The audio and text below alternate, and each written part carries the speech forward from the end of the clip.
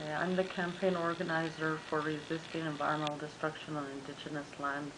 We address fossil fuel development within the state of Alaska. The issue about the Yukon Flats is very important to me and to the Gwich'in people. The reason is because of the potential environmental impacts that could happen if oil and gas development is allowed within the Yukon Flats. Some of the potential impacts are spills, the roads that will come in, there's air quality issues, water quality issues. What are the impacts of climate change now within the Yukon Flats, and how will potential oil and gas development within the Yukon Flats affect climate change, and vice versa? How does climate change affect potential oil and gas development within the Yukon Flats? So there's many different aspects that Gwich'in people are concerned about.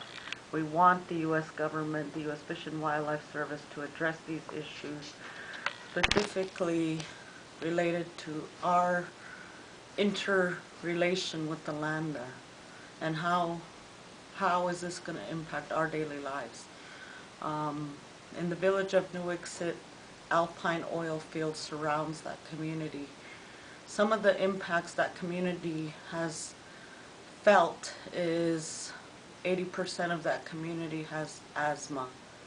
Upper respiratory illnesses are higher, pneumonia is higher, anything that has to do with the lungs. Their community members have been impacted in that way. And we want the U.S. Fish and Wildlife Service to look into potential health impacts, because this will probably happen within the Yukon Flats and to members of the communities that are in the most close proximity to the development. And it's unacceptable. It's unacceptable to bring this sort of development into a community and impact the community members' way of life and their health in a negative way, which is what we see.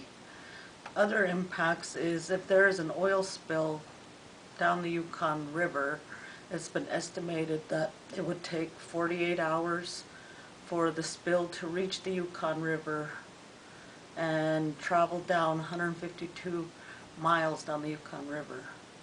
This is unacceptable because of all of the communities that are located downriver within the Yukon River that live from Yukon River salmon.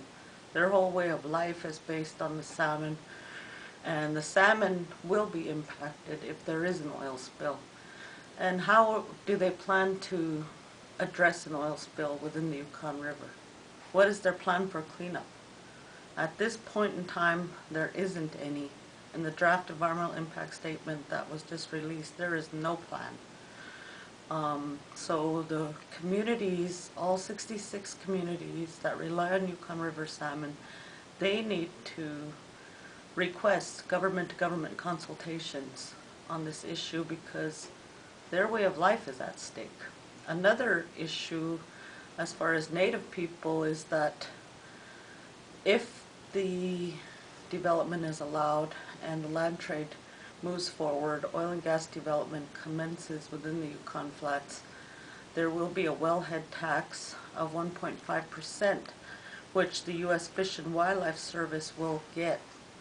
And this 1.5% will be hundreds of thousands of dollars, possibly millions. That money is actually allocated by the U.S. Fish and Wildlife Service to buy out native allotments within refuges, not only allotments not only within the Yukon Flats Wildlife Refuge, but refuges all across the state of Alaska. It's basically a buyout of native lands. That's what this deal sets precedence as, and it's not good for Native people in any way.